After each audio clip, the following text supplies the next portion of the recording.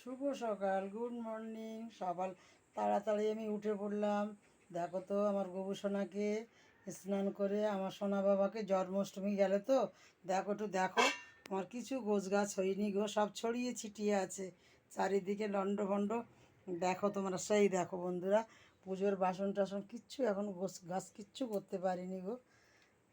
এবারে চলে যাব আমি রান্নাঘরে, তোমাদের আবার ভিডিও দেখাবো। আমার বাবু সোনাকে সাজানো এখনও রয়েছে। বাবু দেখা দাও, টাটা করে দাও।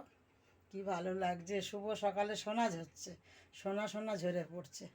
দেখো আমার বাঁশি নিয়েছে আমার সোনা বাবা, মিষ্টি বাবা, মিষ্টি সকালের মিষ্টি বাবা।